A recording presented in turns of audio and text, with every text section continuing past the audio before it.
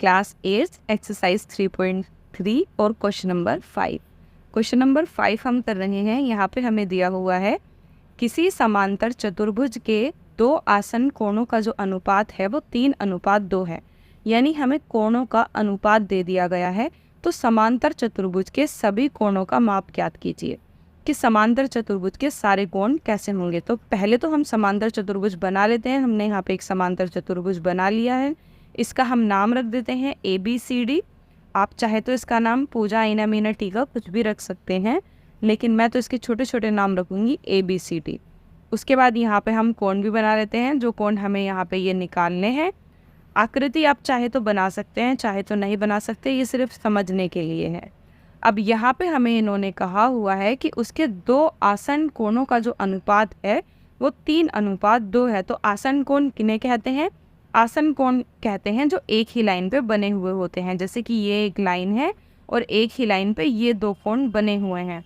चाहे तो आप इस लाइन को भी ले सकते हैं, ये एक लाइन है और इस लाइन पे कोण A और कोण B आसन कोण हो जाएंगे। जैसे कि ये एक लाइन है और इस लाइन पे कोण D और कोण A आसन कोण हो जाएंगे। जैसे कि ये भी एक लाइन है और इस लाइन पे कोण D कोण C आसन कोण हो जाएंगे।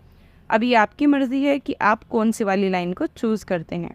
तो हम कोई भी ले लेते हैं। मान लीजिए हम इस वाले कोण को और इस वाले कोण को ले लेते हैं। तो यहाँ पे इनका अनुपात 3:2 है। तो हमें यहाँ पे हम क्या करते हैं, यहाँ पे एंगल को हम x मान लेते हैं, क्योंकि यहाँ पे हमें जब नहीं पता तो जो भी चीज़ हमें मैथ्स में नहीं पता होती उसे हम x मान लेते हैं। तो यहाँ पे भी हमेशा मान लेंगे, माना पहला कोण, क्योंकि यहाँ पे दो कोण दिए हुए हैं ना, पहला कोण बराबर x और दूसरा कोण माना दूसरा कोण बराबर क्या हो जाएगा, उसको भी हम x ही मानेंगे, क्योंकि यहाँ पे हमें दोनों कोणों को प्लस करना है ना। अब पहले का अनुपात हमें 3 दिया हुआ है, 3:2 दिया हुआ है। तो पहले वाले को हम 3x मान लेते हैं और दूसरे वाले को हम 2x मान लेंगे, क्योंकि 3:2 है। तो अभी यहाँ पे हमें बोला हुआ है कि ये कौन से कोण है, ये आसन कोण है, आसन कोण। तो आसन कोण के बारे में हमें पता है कि आसन कोण जो होते हैं, आसन कोणों को संगत कोण भी कहते हैं। संगत कोण या फिर आसन कोण क्या हो जाते हैं, प्लस हो जाते हैं, जमा हो जाते हैं और जमा होके 180 डिग्री बन जाते हैं। यानी कि आसन कोणों के कोणों का जो योग होता है वो 180 डिग्री होता है। यानी कि अगर हम पहले कोण को यानी कि 3x को और दूसरे कोण को यानी कि 2x को जमा करेंगे तो वो बराबर हो जाएंगे 180 डिग्री के। क्यों हो जाएंगे? तो यहाँ पर हम लिख देंगे आसन कोणों के योग, यानी कि उनको जमा करते हैं तो उनका मान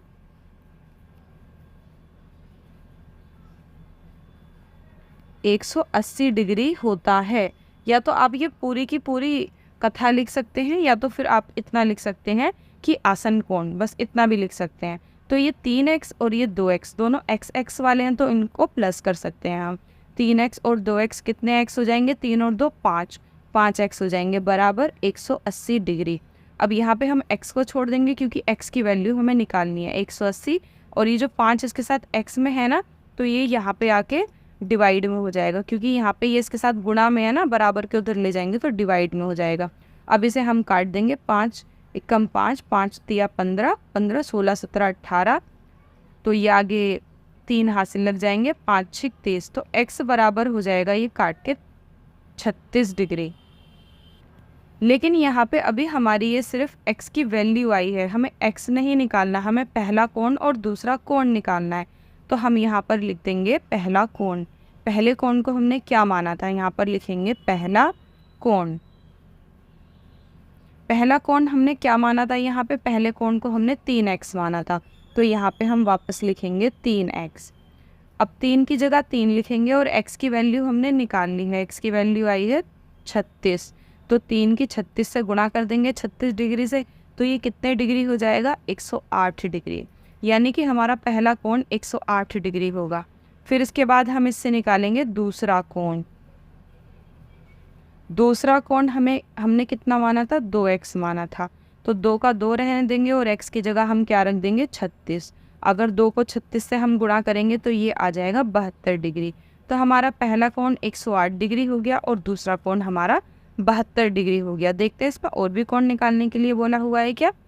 यहाँ पे हमें बोला हुआ है समांतर चतुर्भुज के सभी कोणों के माप ज्ञात कीजिए।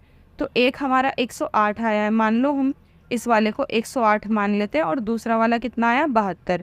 इसको 72 डिग्री मान लेते हैं, क्योंकि ये आसन कोण है ना, तो हमने ये दोनों को आसन मान लिया था। आप चाहे तो किसी को भी आसन मान सकते हैं, जैसे कि मैंने आपको बताया था। तो यहाँ पे हमें बाकी कोणों का माप भी ज्ञात कर लेना है। तो बाकी कोण अब हम कैसे निकालेंगे, यहाँ